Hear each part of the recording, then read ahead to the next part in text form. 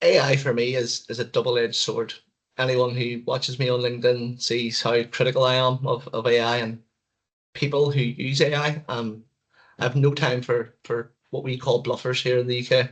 People who are 2 years in the industry and are literally just sitting asking ChatGPT questions and then pontificating on LinkedIn like they're actually offering this knowledge from themselves, from their own learned experience when they're not. Because when you start to drill down into them and you start to ask them questions about it, or you show them that there's spelling mistakes or there's wild inaccuracies, no, not based on any standards, they start actually replying to you using the AI. They're actually pasting my comments into the AI and asking the AI to give me answers. It's the same tone, same robotic structure, long dashes. It's actually ruining the platform, and it's actually having a massive negative effect on the younger engineers that are coming through the universities and entering the industry at the moment. And it's a huge crisis that no one's actually talking about or willing to recognize the fact that AI is actually now seeing its own misinformation posts on socials and promoting it like it's real. So it's like a continuing, it gets worse every cycle because when someone asks the AI a question about digital construction, the AI doesn't know to go and look at standards. The standards are all locked behind paywalls. The AI has no access to the actual standards unless they're using nefarious parties means, but they don't because a lot of the stuff that you ask AI to return you back, it's not based on standards. It's based on the social media repetition and nonsense over and over and over again. It keeps giving back ghost answers that are wrong. And all the experts on LinkedIn and self included are starting to get really frustrated with the platform. I see a lot of experts walking away from it and leaving it, which is the biggest shame because we're doing our young people a disservice by not giving them the reality. You have to stop it and you have to draw a line and say, guys, no, stop putting up all these stupid AI posts that are AI generated. I've got people showing AI generated images about digital construction technology with an AI generated post. And my opinion is if you aren't actually using this technology, if you're not actually doing this in real life, you have no business talking about it and trying to teach people it on LinkedIn because you're not teaching anybody anything but illusion, misinformation, noise in the machine. It's not real. We have to ground ourselves. We all have to go out and touch grass. We all have to go out and feel the real world. This AI is starting to creep into all industries and it's going to cut the legs out of some industries. It's going to ruin some industries. And certainly for my industry, I think it is causing a huge issue.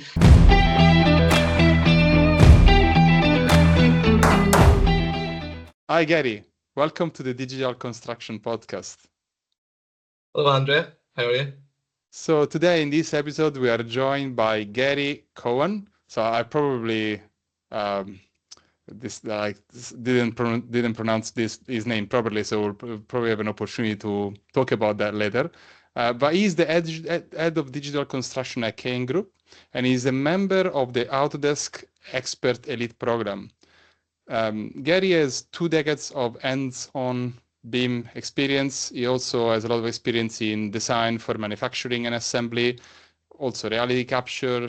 And Gary will share with us how manufacturing, precision, cutting-edge technology, and site-first thinking are reshaping high-quality MEP delivery. Gary, how did I say your surname? We were talking about this before the episode. I would say Gary Cowan, and it's imagine it's the animal, the cow that you would milk. So say the word cow, and then it's and then just say it all in one word. It is a difficult surname. A lot of people struggle with it. It's just I accept it now. So everywhere I go, all over the world, people have a different way of pronouncing it. So it's all right. Call me whatever you want. Yeah. So yeah, we were joking about this before starting recording the episode because I'm from Italy and I live in Australia, and Gary is in Belfast in Ireland. So Gary, before we start, I would like to start with an icebreaker. And what is the best piece of advice you have ever received in your career? It's a good question. I think I had a long think about this question. I really did. I've received so much advice over the years. Obviously, I've been doing it for 20 years, but if I really think deep about it, it goes all the way back to a piece of advice that my oldest brother Alan gave to me as a very young boy when I used to work for him. He's a lot older than I am. He's 16 years older than me. So I used to work as a joiner for him when I was a young lad, 14, 15, 16. And the best piece of advice that he ever gave me is to measure twice and cut once. And that's it. Yeah. Just measure twice, cut once. Always double check everything you're doing. Always be sure of your decisions. Be sure before you commit, because it's better to measure twice and cut once than measure 3 times and cut twice. You know what I mean? So I apply that to everything that I do. It's precision, it's certainty, it's caution, it's, you know, best foot forward approach. Don't firefight. Try and, you can see it in the BIM that I do. It's all pre-measured. It's all pre-thought. It's very precise. It's the way it has to be, and it all comes back to that piece of advice that I got when I was 14 from my brother. Yeah, that's great. And talking about your career journey, so you worked in manufacturing, then construction. Yeah, can you walk us through your career path? Yeah, certainly. As a young boy, as I said, before I really started working properly, I was working for my older brother, Alan, who ran his own joinery company at the time, and got a lot of on-site experience and working in people's homes, fitting kitchens, fitting wooden floors and doorways and architraves and all that kind of stuff, and just general construction, and gave me a sort of taste for construction. I really enjoyed working with my hands and building things. And then I was doing really well in school, was doing quite well academically, so I ended up going for an engineering degree in Queen's University in Belfast. And back in those days, that was in the early 2000s, there was no BIM. BIM didn't exist. It didn't have a name. It didn't. All of design was done through two-dimensional AutoCAD, through polylines and hand sketching. So at that stage, when I graduated from Queen's with a degree in mechanical and manufacturing engineering, I had sort of a manufacturing tinge to my engineering. I was using Solid Edge and SolidWorks that was very early released at that stage in the early 2000s. And it was component design that I was really doing in university. I was part of the Queen's Formula Student racing team. I was the cockpit engineer, where we had to design a single seat racing car using a motorcycle engine. So that was a real good experience as well. I designed the cockpit, the seat, and all the steering arrangements. And then when I graduated, I sort of went straight into the building services sector then. Part of my degree has a sandwich year. I spent that year in a building services firm designing MEP services basically, but that was old school back then. That was 2D CAD. It was just drawing polylines and, you know, drawing the ductwork from scratch as it was back then. And that was a real taster for me. And then when I graduated in 2006, then I just joined straight into the industry as a CAD technician, really, on my first role. And in that company, I managed to accelerate quite quickly. I had an opportunity to do a bit of design in the company and show what I could do. And once they could see that I was able to do all the calculations and size the pipes and size the ducts, they gave me a permanent contract. But almost quite quickly into that job, about 6 or 7 months in, all of this, the management, the site management, stood up and walked away and left. And I was one of the only mechanical minded people left in the team. And the senior contracts manager at the time, Stephen Boyce, gave me an opportunity. He said, "Look, kid, if you want to go and learn how it's done," he knew I was very green behind the ears, very, very new to it all. He sent me out on sites then as a contracts manager, but I was literally 22 years old and was learning from all the experienced guys on site. So for a few years, I kicked about sites doing shop fitting, doing a project management role, sitting in the site meetings, talking about the stuff, you know, sorting out all the materials, sorting out the health and safety, doing the RAMs, arranging all the site labour, all that kind of stuff. But then when I was going to the sites, because I was travelling away from Belfast, it was all over Ireland and the UK.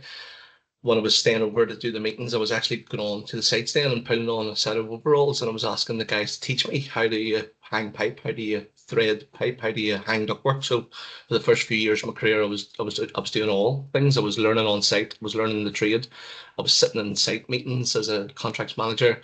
I was doing health and safety. I was doing estimating. So all the way through my career, I've really touched all corners of construction and had an experience of most parts of it. And then in around about 2007, I was working in a huge hospital scheme here in Northern Ireland, and I was running a team of about 60 plumbers on site, and we were doing all the drainage. And that was when I was introduced to Revit, and that's what the first project I ever seen Revit in, and I was blew away at the technology, and immediately I had to have it. So I went and sourced a copy and installed it on a computer at home and just started drawing everything I could get my hands on.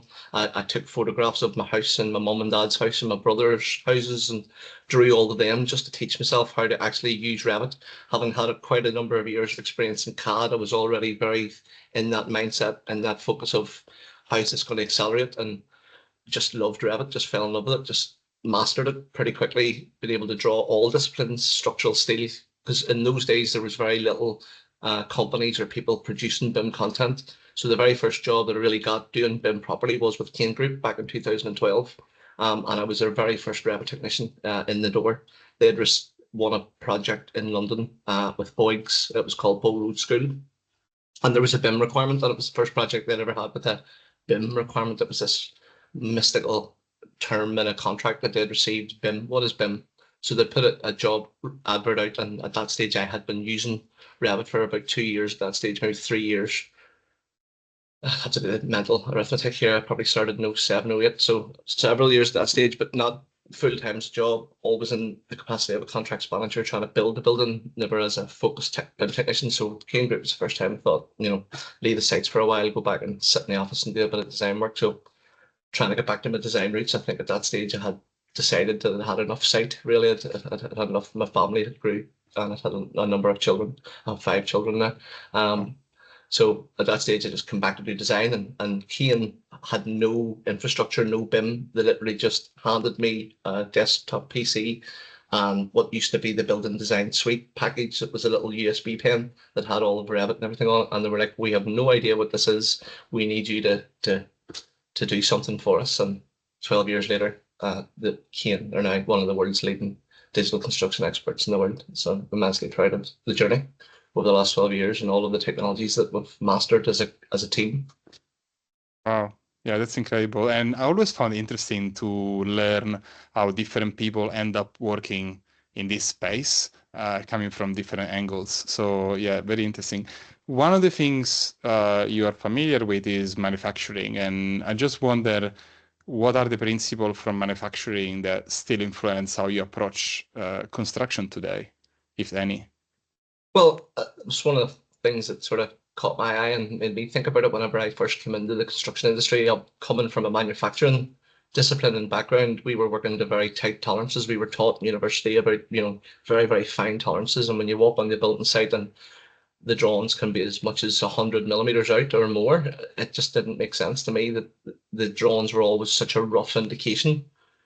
The technology was evolving so quickly, even back then, 20 years ago, that it was quite clear to me then that there was a capability to absolutely simulate this building one to one. Every single thing that you were going to install was capable of being modeled. Now, at that stage in 2000, even in 2010, 2011, that seemed quite out of reach, because even then, the rendering technology that we had and the graphics cards and the computers, it was quite space age even back then. I recently opened quite a lot of my old models just as an exercise to do a lot of media, and it was quite stark how empty those models were compared to today. And back then, we really were pushing the limits with the hardware and the capability. So it's amazing to see how quickly it has changed. It's been 20 years for me, but it's been sort of almost a very slow start with BIM. It took a long time to catch on, but this maybe for the last 5-6 years, the intensity of the exponential curve worldwide is truly remarkable. Yeah, interesting. And we were talking about your experience and the fact that you have been accepted into the Autodesk Expert Elite program. For those who are less familiar with this program, could you share with us what this program is and what it means to you? I was approached by Autodesk, which is kind of an honor as well, because normally it's quite a long, lengthy process to apply for it. Normally you have to actually apply to be an Autodesk Expert Elite, and you have to sort of show your excellence and show your mettle as such. You have to have a vast wealth of experience behind you with all of their software products. You have to have knowledge of a number of software products with them. It was at Autodesk University that the team approached me and said, like, we've sort of seen you online, we've seen all of the work you're doing in Kane's. I have quite a strong relationship with a lot of different parts of Autodesk, a lot of different teams, because as part of my role in developing the systems, we didn't just go and buy the software and try and figure out how to use it. That's not really my style. I'll literally reach out to the developers and the teams that are actually making these technologies and introduce myself and strike up a conversation with them and say to them, look, I'm not a generic user here. I have a very specific use case for the business that we do and the technologies that we need to use. And a lot of the times the technologies just don't work out of the box for us. And I might spend a few months trying to figure it out, but just run into so many roadblocks that the only solution is to reach out to the dev team. when you're an innovator and you're trying to do things out of the box, you can't live by the rules of Revit. You can't live by the guardrails that are put in place. I like to jump over them and look at it from every angle. So quite often I'll reach directly out to all the dev team. So I know pretty much all the senior team at Autodesk, XR team, Gabe Payas, Nick Fonta, Nick Lambert. There's so many people in that team, all of their marketing team. I'm in the Autodesk Construction Cloud team now. I've had meetings with a lot of the senior teams there as well. So, you know, it's how you approach BIM. You know, do you just buy the product and install it on the computer and sit and look at it, or do you disassemble it and do you re-engineer it and reconstitute it to work for you as a company? And that's the level of dedication that we have as a team, certainly me as the leader. And the Expert Elite has been a recognition of that, and I'm immensely proud to have achieved that. We are a team of experts, and it gives me direct access to all of those experts across all of the different technologies across Autodesk in an individual forum that we can all keep in touch on. It's just for us. It's like an exclusive club almost that we have, you know, my messaging board and forum boards, and we even have actually a WhatsApp group that I can speak to all of the experts worldwide. And for me, that's key. It's amazing to be able to speak to the other experts like me. You know, I don't want to talk to salesmen. Do you know what I mean? I'm a real world engineer that builds buildings. I'm not interested in sales pitches. I want to talk to people that are like me, that know what they're doing, are experts in their field and are willing to share. And that's exactly what the Autodesk Expert Elite team are. They're an amazing bunch of guys from all over the world, men and women. Fantastic team of guys. I have great fun with them. I haven't met a lot of them personally yet because I was made an Autodesk Expert Elite after the last time I was over in America, but I'm hoping to be at Autodesk University this year. So I'll get to meet all the guys in person and have great fun there. Autodesk University is just a different experience. It really is. Yeah, this is great, and I hope this story will encourage people to try to improve their knowledge, improve their skills in digital for construction and all of the Autodesk products, because maybe other people can reach this position and can join this program when they prove that they are at this level. Without a doubt. I mean, I'm just a normal guy from Belfast in Northern Ireland. We're a very small part of the world. We're a very small people, but we seem to produce top quality talent, certainly in BIM. I would say Ireland and Northern Ireland is one of the leading countries in the world doing digital construction at the moment. I know a lot of different individuals in the country here, like-minded people like myself that are very, very, very good at what they do. Yeah, that's great. And do you think that this community at the Autodesk Expert Elite program are influencing innovation or sharing any knowledge Oh, in yes. one way? Oh, some of the biggest BIM influencers on LinkedIn are Expert Elites. Mustafa Al Mashalmi would be a good friend of mine. He was probably the previous appointed member before me. I met him at Autodesk University. He's from Egypt. He's one of the most knowledgeable people I know in the industry. If there's anything that man doesn't know about construction, it's not worth knowing. There's so many brilliant individuals in the list. I would do them all a disservice not to all name them individually. There's so many. So I would have to sit with my phone here and read them out. But there's so many top voices from LinkedIn, and they're all expert elites as well. And it's such a great bunch of guys for sharing ideas and bouncing things off, and even talking about Autodesk and you know, getting help with each other, being put in contact with different people you wouldn't normally know. So it's what you know and who you know as well. You know, if you have to be at that level, I think, to be in that circle. So, and as you said, it's not a special circle of people. All those people in that circle are just normal people, just doing their job. Is there like a public list of the names of these people, or is it something that? I think there's definitely a dedicated Autodesk Elite website. If you Google for it and you look for Autodesk Expert Elite, there's definitely they do a lot of marketing around it. I don't know if there's a specific name. I would hope so, because it would certainly, I would like to be on that list somewhere now that I have that award and that achievement. But certainly, yeah, you do get great. Autodesk are a great company. I know a lot of people sort of crap on them, but I've had nothing but great experiences with everybody. I even got to meet Andrew Angelos, the CEO himself, about 3 or 4 months ago. I had the enjoyment of an hour of his time. Would you believe? I got to sit on a call like this with him and all of his senior vice presidents, doing like an incubation board talking about XR technology. The man was just asking me, you know, are we on the right track here with all this XR, all this money that I'm spent? And I was like, yep, you better believe it, Andrew. It's going to change how construction works, and we'll talk about that in the podcast here. It's phenomenal technology. Yeah, that's exciting. And just changing gear, I wanted to talk because you have experience in design for manufacturing and assembly, and also known as DfMA. And it kind of has a potentially different mindset if you think about designing for construction. But for those who are less familiar with the concept of DfMA, can you explain the difference between this approach and the design for construction? Yeah, certainly. DfMA, or Design for Manufacture and Assembly, as its full terminology, bit of an American thing. I think that's coming from the Americas. It's basically prefabrication. Here in Europe and the UK, we would have termed it prefab or prefabrication. And essentially all it is trying to take as much of the actual construction from the site to a controlled factory environment. So if you can imagine, it's especially good for certain building elements are very good. So everyone knows sort of prefabricated bathroom pods that you would build the entire bathroom inside a steel frame. You would tile all the inside of it, fit all your taps, bath, sink, and that is packaged up and brought to site and set in situ. And that is a portion of work that was pre-manufactured, prefabricated, and sets into place. In the MEP world, it lends itself perfectly for us in certain industries. If we're doing an industrial job, for example, a lot of the heavy plant and machinery and all of the associated pipework and valves and sets needs to have a specific setup, and it's very time intensive to do that in situ on a site. So we can design that on a huge steel frame and have that all configured and manufactured, assembled, tested, configured, signed off in QA sheets and brought to site and just set into place. So it's almost like bringing big Lego pieces to set to the site. You know, the site becomes an assembly yard rather than a construction site.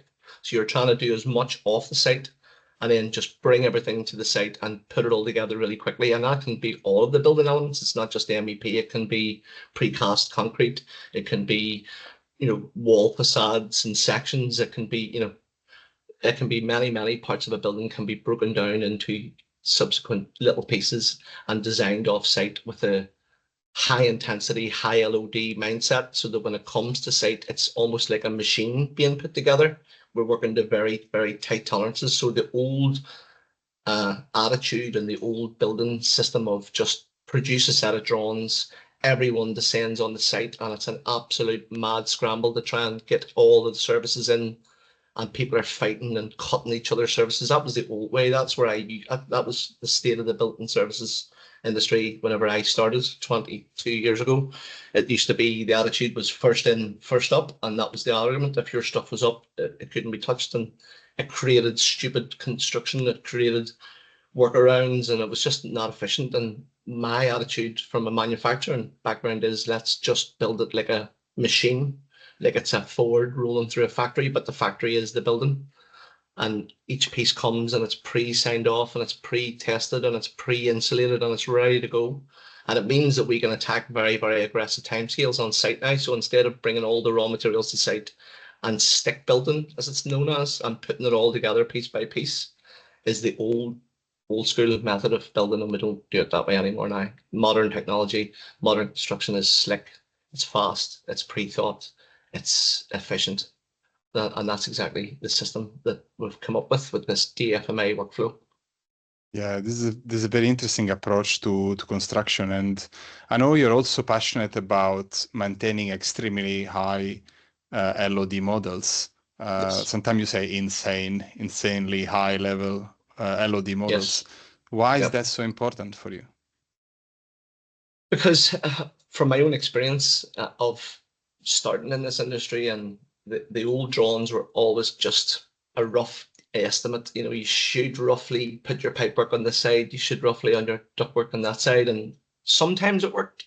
Vast majority of times it did not work, and the amount of rework that needed done on AutoCAD drawings that you had to basically scrub them and go and survey the site. So all I seen was wasted effort, wasted time, wasted money, wasted resource, wasted human experience. You know what I mean? Must be a better way to do it. So whenever I started thinking about construction in a pre-manufactured, prefab sense, it made total sense of it's going to solve all those problems. It's going to make, you know, installation fast and simple.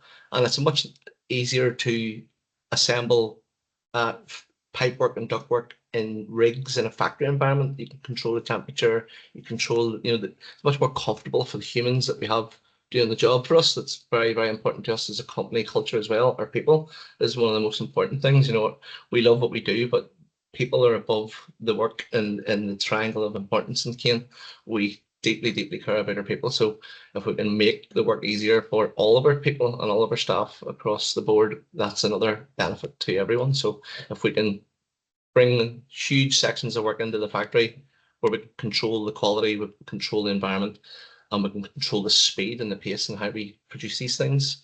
It's almost a lot of traditional construction was linear. Things had to happen for things to happen, but it's more of a parallel approach that when something happens, 5 things can happen, 10 things can happen because they're coming pre-manufactured, pre-configured. So it's a huge uplift in speed and accuracy, and you're only able to do it with a DfMA workflow. And it's not just Revit that does that. You can't just be a DfMA person just because you can produce a Revit model. It's all of the surrounding workflows and technologies and people. So we have a fabrication warehouse facility. So we're producing drawings for that environment. So we're producing drawings for manufacture at home, and we're also producing drawings and content that is delivered to our design partners and clients for the actual construction process. So I manage all the construction sites, and there's an offsite team that I work closely with, but they manage all of the manufacturing stuff. And it's a very complex system. So you can't just say, we do Revit, so we do digital construction. No, a lot of people do BIM, but they don't do digital construction. That's what the term VDC is, virtual design and construction, which is probably the next topic that we're going to talk about is, what do you do with the model when you have the model? How do you actually use that to construct the building? If all you do is print 2-dimensional drawings and send them to your site, you're not using digital construction properly on site. Your team should have access to the 3D model. They should have access to XR technologies to be able to stand on site with a tablet and compare the model in situ, or go to one of our remote offices and put a VR headset on and walk around the completed article so that they can understand the scope of the work and what goes where. And then when they go back to site, they've already seen it, they understand it, they've seen it in their mind's eye. You support your installation team with this software, and that's kind of been my role for the last 4 or 5 years as head of digital construction, is to branch out into the rest of the company now and get everyone in that mindset of using the digital model as the source of truth. And all of our team, from the accountants to the QSs to the procurement guys, manufacturing people, installers on site, design management, directors, everyone looks at the BIM model, not just the design team, everyone. And all of the decisions are made using the model, and all of the data is recorded in the model. Yeah, one of the things that I like about this podcast is the opportunity to speak with people of different parts of the world. And I think when people in Australia, the same part of the world where I live now, think about the things you just said, that could be very inspiring, because construction is managed probably differently in this part of the world. So yeah, it's very exciting to speak with you that have a different approach. And speaking about that, you talk about these models with lots of details. And I think one of the objections or comments that people from Australia may have is, how do you balance models, details with efficiency and performance? Because now you're adding a lot of details. How do you manage that? It's difficult because we fabricate directly from the model. So everything that we design, and we put that insane amount of LOD in, because all of the manufacturing drawings that are sent to the factory are derived directly from the Revit model. There's no duplication in the AutoCAD. So we don't design something in 3D and then say, right, detail that frame and all those pipeworks in AutoCAD. It's those elements that exist in the model are what are placed on sheets and detailed. So you have to have that level of detail in the model to be able to tag it and measure it and do all that. And when you're producing fabrication grade drawings, it has to be to LOD 400, 450 absolute minimum for you to be able to do that. And what happens is that we have models that are highly detailed, really only in the areas that we have to pre-manufacture, if you think about it. So if there's plant spaces or risers or corridor voids, in our models, they will be chock full of stuff, and then all of the rooms will have all of the stuff in them. So there'll be light switches and sockets and switches in the walls, but all of that has the internal stuff inside the wall. So the back box, the internal conduit within the wall, we add all of that to give us the capability of doing digital takeoffs now as well, which is a new thing that has exploded from that. It used to be just for detail, just for drawing, just for construction. And then there was the penny drop moment of, hold on a minute, I can schedule all of this, I can quantify all of this, and it's live. So as we add to the model or subtract from the model, our digital BOM is keeping tally and keeping track. So it was phenomenal at that stage. Some of the realizations, some of the stuff came naturally just as a progression of the different technologies, such as the digital takeoff. So the quest of high LOD it's a double-edged sword, of course. You're all right. Some people's systems don't take it, but you know, the technology is moving so quickly at the moment. The weakest point is Revit and all of this. It's Revit itself is hard to drive when it's so highly detailed. But once you release that geometry and data into third-party engines, and you're looking at it through different CDEs like Autodesk Construction Cloud, or some of the other tools like Dalux or Revisdo, perhaps. There is no hardware limit. There is no problem. You know, we have through the biggest and most aggressive models we have at all of these different technologies, and there is no limit. So maybe when I started Revit 20 years ago, that was a real concern. That it was computers used to really struggle with 3D models. But that is just it's so slowly disappearing now, and people don't even understand. So people might only be using Revit for 3 years and be quite frustrated at how slow it is. You have no idea. You didn't use it back in 2008 when it was Revit 1.0, and it was very limited.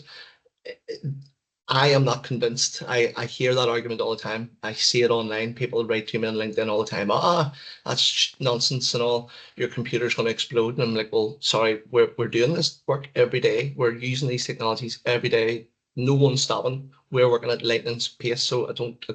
Your comment doesn't hold water in this company. It doesn't exist. We are full welt, and I'm very proud of the fact that the company are so supportive of all these things. They understand the importance of it, and they're willing to invest. So all of our technicians have the very latest computers, very latest technologies. We're all running very good graphic cards in our computers, and everyone has a Quest 3 headset for VR. You know, there's no expense spared, and it shows because the team work at lightning speed. The work that the team can produce I'm incredibly proud of the work that all of our guys and girls produce as a team, between our design people, our BIM people, and then the wider, you know, the men and women on the ground that actually build the buildings. You know, we do it twice. We build the building digitally, and we make a beautiful digital version, and then we assist the site team to create it in real life. That's great. And sometimes you also have to deal with the existing conditions. So I would like to talk about reality capture and point cloud. So what type of problems does reality capture solves for you that probably traditional service can't? And how do you integrate point cloud data into your BIM workflows? Well, Kane Group are an Irish firm. We're based in Ireland, in Northern Ireland here, in a town called Banbridge. But the primary focus for our company for the last sort of 15 years has been the London market. So all of our work is in London. So the primary factor is that I can't go to site very easily. I have to get on an airplane and fly over, and it's a hotel. So it's huge cost and expense for anyone to go and actually lay eyes on the site. So point cloud surveying allows us to go in and take a digital map of a building, whether it's brand new or it's existing. Certainly, we've been starting to do a lot of retrofit office spaces in London where the building has been stripped back to its structure, and then we go in with the point cloud scanning technology, and we map the entire inside and outside of the building, and that allows us to create a digital twin. That's not a full digital twin, but it's a digital representation of the building that is insanely accurate. You can literally read writing on the walls. You can see cracks in the concrete. It's insanely high detail, and that can be brought directly into the Revit environment.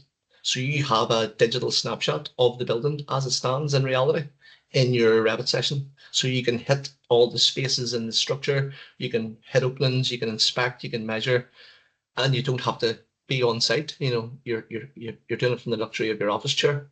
And then that technology allows you to keep your model current. So we use our reality capture technology for a number of different use cases. So initially when we enter a space, and if we're doing high precision pre-manufacture for an area, we will send the digital team in first, and they will scan the entire room at a very high level of detail, and then that is brought back into the model and compared to the Revit model. And then if it doesn't line up, then the Revit model structure is out over the shoulder, and we use the actual scan as the backdrop, as the background, so that we know that when we pre-manufacture all this stuff and we bring it to site and we offer it to the area, it's being offered to the same geometries, the same shape, to millimeter accuracy. You know, I think if you use some of the higher grade scanners like the RTC 360, if you're in a room that's no more than 5 meters across each way, it's sub millimeter pixel density. It's finer than a human hair, and you see everything. Do you know what I mean? So any of your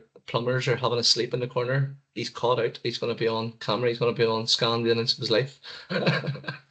It's very, very cool technology. We use it for as-built workflow. So as we install services, we scan them and then just use that as a feedback loop back into the model to make sure that everything's going as it should be. And if there's any showstoppers or there's anything found that is untoward, say there's an extra steel member has been brought in, this point cloud lets us get that information into the model very, very quickly. If you were trying to stand and hand survey something, for example, it could take you an hour to stand and make measurements and perhaps get one of them wrong. The Leica RTC or the BLK 360 G2, which we use, which is the wee small one, you can set that up the tripod within a minute, and it takes 30 seconds for a scan, and then you walk away, and the data uploads in the cloud, and then it's with my data guy, Sahas, within 15 minutes, and it takes him an hour to process the point cloud, and then within 2 hours, my Revit team have the answer in their session ready to go. Whereas traditionally, you might have had to wait a day for the survey, maybe a day or two for the surveyor to send you the email, a day to sit and read the email and try and understand it, maybe a day to try and model the beam in because you're working off a 2D drawing, whereas it takes me 30 seconds to load a point cloud in and go, there's the answer right there, fix it. So it's an exponential increase of accuracy, certainty, and speed for construction, certainly. It's a very key technology in construction now. Yeah, it's very exciting. And another piece of technology you mentioned before, virtual reality and augmented reality. How do you think they are changing coordination and decision making at the moment? And where do you see that they add most value today? Well, I've been an XR, aficionado, whatever you want to call it, a promotion. Been promoting the XR certainly in construction myself for almost a decade now. I first discovered VR through my own passion of gaming. I'm a gamer. I love to play games. I play Xbox, play PlayStation, and back in 2016 when they announced the Oculus Rift, I was blown away. I being a child of the 1980s, I love VR. It's very nostalgic for me. It's retro. I thought it was such a cool technology. And when my Oculus Rift came in 2016 and I started playing games, one of the first games I played, I think I was in a warehouse setting and I was looking around in VR and I could see all of this ductwork and pipework that the artists had rendered. And the penny just dropped with me and I was like, hold on a minute, I do this every day. I was in 2016, I was working in Kane Group and I was doing BIM and I was doing BIM during the day and then I was doing VR gaming at night with my friends, and the penny just dropped and I was like, holy crap, you can do this. I could use this to review my work. So I started looking out into the industry to see, who's doing this, what way does it work? And there was a few very mediocre offerings at the time. I think Autodesk had their own version out, which was the engine they were using was called Stingray, and it was Revit Live was the product that they released for about 6 to 8 months and then quietly withdrew again because it was pretty pathetic, to be honest. But then I came across this software package called Iris VR, called Prospect, Iris VR with the company. And it was phenomenal at the time. It was brilliant. And I watched a few videos on their YouTube and downloaded a demonstration copy and tried to load in one of our Kane models and the whole system crashed. Just wouldn't even load the model at all. So I literally, as me being me, and that's just not good enough for me. So I just lifted the phone. They had a phone number for their office in New York, and I just lifted the phone and was like, I need to speak to somebody in the dev team, please. And they're like, hello, who's this guy? Hello, some Irish guy on the phone here wanting to speak to the devs. I got speaking to somebody, and it was Jordan. And I explained to him who I was and what I was trying to achieve, and he was like, "Yeah, yeah, we'll have a look at that." So that opened the engagement with those guys, and very quickly we entered into an NDA with them. And I said, "Right, well, I'll send you all of our data that we're struggling with. I'll send you the models that won't load, and see what you can do."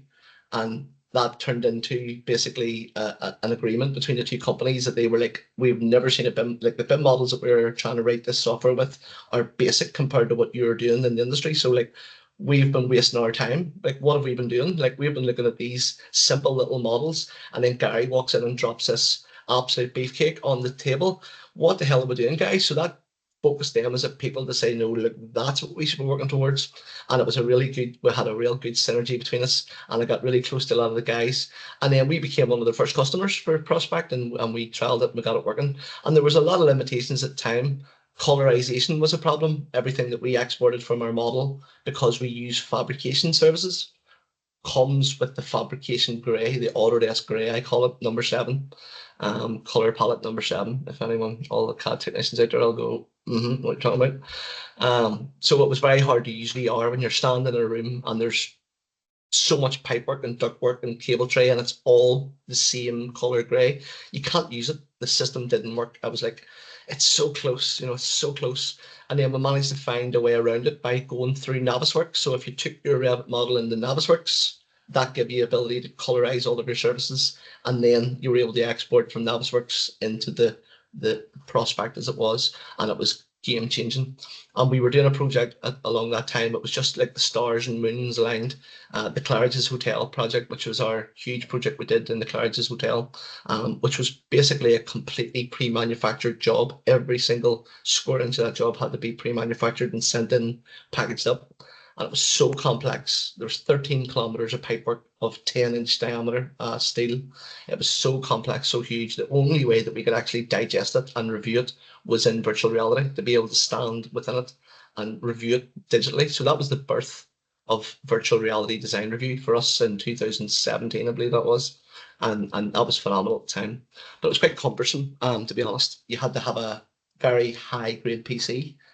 You had to have an insanely graphics card in it as well, and you were tethered to the PC with a wire to the Oculus Rift. So it wasn't easy to get the models to the system either. It required quite a bit of work in the workflow of exporting the Navisworks, colorizing it, and then uploading it to their cloud services. And their cloud, because they were such a small team, their servers were rubbish at the time. So it used to take like 5 hours to upload to their server. And there was a limitation in the hardware that we could only ever look at one floor of a building at once. It just crashed the engine if you tried to do more than one floor, because there was so much in our model. They just couldn't handle it. So it worked for a number of years. It was a steady usage for us. We implemented it in all of our projects, and it became a staple of our business and our offering to our clients, that we go that extra mile and we think things out, and we really design it to the nth degree, even using virtuality at the time. But then sort of during a couple of years in, then Iris was then bought first by The Wild, who was another competing company that was run by my good friend Gabe Paez. And then actually very quickly after he bought Iris, Autodesk stepped in and bought all of it. And then that whole team that was a mixture of the Prospect guys and the Wild guys all came together, and then they became the Autodesk XR team. So I know pretty much the entire Autodesk XR team now from working with them for almost a decade, and they're the best bunch of guys. I love them all. They're a great bunch of people. And they've really welcomed me in almost like an honorary Autodesk member, and it's why I've got my Autodesk Expert Elite and where I am in the position I am today, because I owe a lot to those guys in that team. So the product, the next generation product that they started to develop, they brought me in very quickly and they said, "Right, Gary, now we're going to design the next generation VR experience, and we're going to make it absolutely fully encased in the ACC Autodesk Construction Cloud ecosystem." So instead of being a separate third-party product, we're going to build this as part of our Autodesk ecosystem. And I was delighted. I was like, this is absolute music to my ears. So we started working together again, signed an NDA, got into work. We started providing them all of our latest models again. And very quickly, they started to produce what is now Autodesk Workshop XR. And I've been very proud to be a beta tester on that from day one, absolute day one Autodesk beta tester. And I've had the ability to mold that product slightly and make sure that it works for not only us as Kane, but honestly for anyone in the industry of any company. You know, I know what needs to be in that for an engineer or an architect or a civils guy. I know what needs there for the common engineer or architect at the table, rather than a product manager. You know, these guys make the software, but they don't use the software. They need someone like me that uses it to tell them if they're on the right track. And the work that those guys have done on that engine is phenomenal. So we've now went from being tethered to a high big computer to all wearing the very latest Quest 3 headsets. And it's all cloud-based, and it's directly linked into your ACC project. So all of our Revit technicians are working directly live on ACC. They publish the model within 30 minutes. I can put my headset on and go directly into the model in ACC, and I can review my model. And instead of being on a third-party app that you could do very little in, it's in the ACC ecosystem. It's in the ACC structure. I can create issues and assign them to people. So I can sit in my office and digitally say what a model and find all the problems and click issues everywhere, and then slip my headset off and walk to my BIM technician on the other side of the office, and all of the issues that I've just raised are present in his model, and he knows exactly what he needs to do. But the whole thing is, he doesn't work in that workflow. He has a headset on as well, and we walk it together, and he sees the problems and he sees it in his model, and because he's seeing it with his eyes, and it's like he's standing on site and he's looking at it, he really understands very, very quickly what he has to do to fix the problem. And he's off and he's away, and he's excited because it's exciting technology. He's got to look at the stuff in VR. It's cool as F, and he's pumped up and he's ready to go. So that's my style, you know, that use technology to make it better. So that's virtual reality of the XR platform. XR means extended reality. So VR is at one end of the spectrum, excuse me, and AR is the other end, where it's augmented reality. So if any of the young ones out there remember Pokemon Go, about 10 years ago, there was a craze. Everyone running around trying to catch Pokemons everywhere using their iPhones. That's augmented reality. It layers a digital models into a video stream from a device. So with again, we went out into the industry and we looked at all the solutions that were out there, and there was a number of AR solutions out there. And I ended up meeting the team from Gamma AR, and those guys are absolutely phenomenal as well. There's Jan and a couple of other guys are absolutely brilliant. They really know their stuff. And again, they're all engineers, architects, technical people who have stepped into the technology space because they've seen a gap, they've seen a need, and they're actually people like me that are building it. So I've much respect and love for them guys. They're absolutely phenomenal. And their technology, again, is fully integrated into ACC. So our guys on site can just load up Gamma because it's working on the same published federated model. As soon as they open the tablet into the software, the model is synchronized and it's live, and then they can download the section of building that they want to look at in the site office, in the site hut, and then walk on the site, and we have calibration stickers everywhere, and you just walk over, look at the calibration sticker with the QR code, and that calibrates you. And then when you turn around and you look with your tablet, all of the BIM model is there, and as you move, it moves in the same respect, and it keeps the same synchronous lock, and you can inspect elements, you can measure from digital to real world, you can see exactly, and you can at an instant see, are you on the right track? Is your stuff in the right place? How much have you installed? Is there anything missing? Fingertip touch instantly, not going through your CDE looking for the latest version of the drawing, having to ring the BIM team. Have you uploaded the latest model? It is the latest live information at your fingertips instantly. And the issue system is bi-directional across both platforms. So if I am in XR and I'm standing in VR looking at something in the model, and I create an issue that I want someone on site to give me the real picture of, I can then take my headset off, go onto my Teams and say, hello, Edward, please go on the site with your AR tablet and go and look at issue number 67 that I've just made.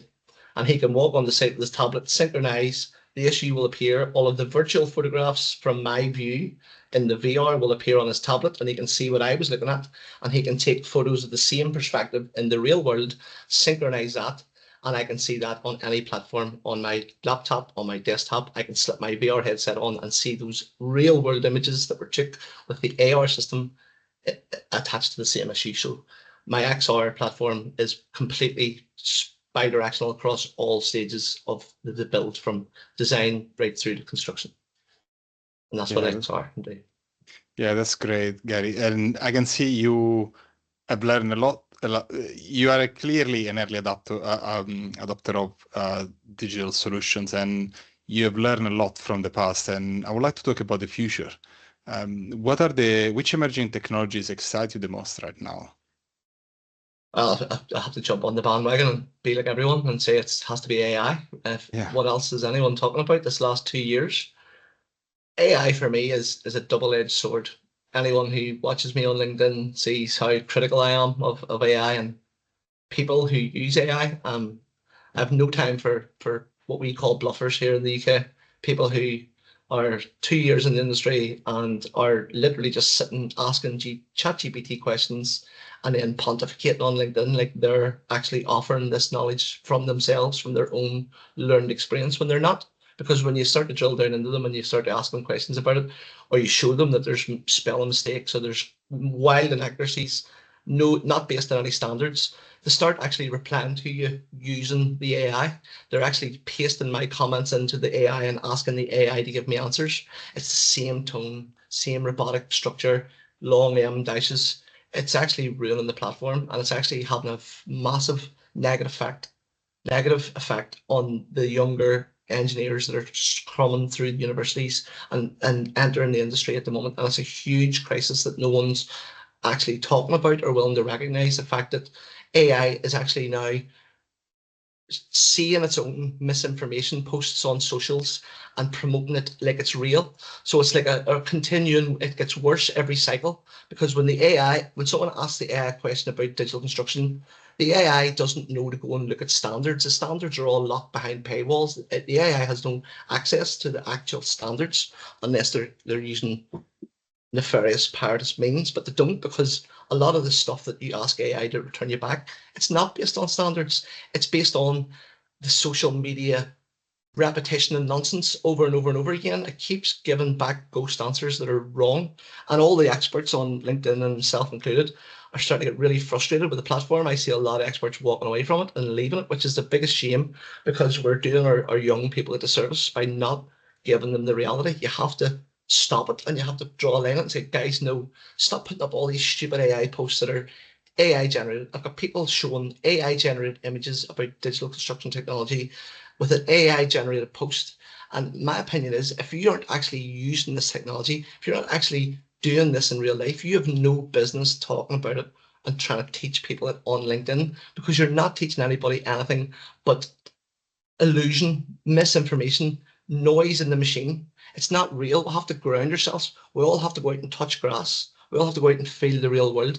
This AI is starting to creep into all industries, and it's going to cut the legs out of some industries. It's going to ruin some industries. And certainly for my industry, I think it is causing a huge issue. As I said, it is a double-edged sword. I think the benefit of the technology is going to be overwhelming. People will never look for an email anymore. You will never read a document anymore. You will just ask an AI question about something and it will give you the answer. And lazy people, it will work to their detriment, because they won't do the hard work that you need to develop as a human being in society. They'll just look for the easy access to the answer, and they won't grow and learn as humans. But the people who have it built into them, like me, who are looking to learn and looking to succeed, I will I will go from here to here within a year, and people won't be able to catch me because I'll be using AI properly, but I have the actual technical knowledge behind it to understand when the AI is telling me lies. You're fresh out of university and you ask a question about digital construction, you have no idea if that AI is telling you the truth. Whereas if I ask it the same question, I know, and that's because I've had 20 years of being at the coal face and doing it for real in the real world. And we can't lose sight of that in this digital AI era. AI can only ever be a tool to get better, not a tool to replace, not a tool to cut corners.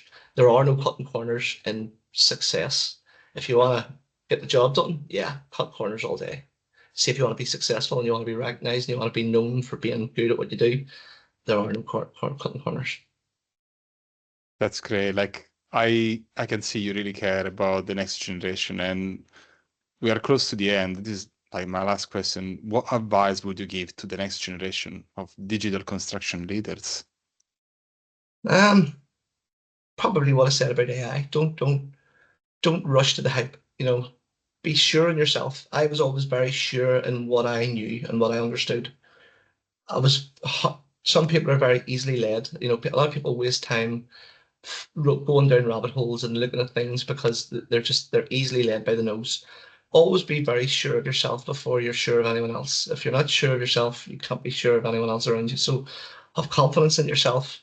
Don't be afraid of failure. A lot of people starting out their careers are really scared of failing. They're really scared of being seen as, you know, I think that's another thing with the youth generation, because they feel like they're so behind, they feel like they're new to the industry, they have to almost bluster and show off and say, look, I know all this stuff. Don't be scared of going into a room of experts and saying, look, guys, I don't really know what I'm doing here. You'll be much more respected than walking in with a swagger, acting like you know everything, throwing something out, making a damn fool of yourself. And, failure, I don't call failure, I call it a lesson. I have had so many life failures and life lessons all my life, and you can feel sad about them and you can feel down about them, or you can think that was a lesson. That was a lesson I had to learn of that experience. And if you can apply that to engineering, you can apply it to construction, you can just apply it to your life. As me getting older and growing older and just turning into a grumpy old man, I found that, you just have to try your best and do good, and that's all you can do, and believe in yourself. So that's what I think about the youth of today. Don't try and bluff your way to success. Don't, walk the path. Don't be scared of the path. Walk the path, and don't be scared of failing. Everyone's human. Everyone makes mistakes. It makes you a better person. Yeah, really inspiring. Thank you, Gary. We are at the end of the episode. If people want to reach out to you, where can they find you? LinkedIn. I'm always very busy on LinkedIn. You can always get me on LinkedIn on socials. I talk to people from all over the world all the time. I never stop on LinkedIn. I offer advice and education to people. I teach people stuff. I send out all my Dynamo scripts for free that I do. I'm big for sharing knowledge, sharing experience. I love to speak to people from all over the world. Here I am talking to an Italian in Australia. It's phenomenal. It's brilliant. It is phenomenal indeed. Thank you very much, Gary. Like, I can see your passion. I really enjoyed this episode with you, and thank you for joining us on the Digital Construction Podcast. Thank you so much, Andrea. It's been a real pleasure. I hope we can do it again sometime.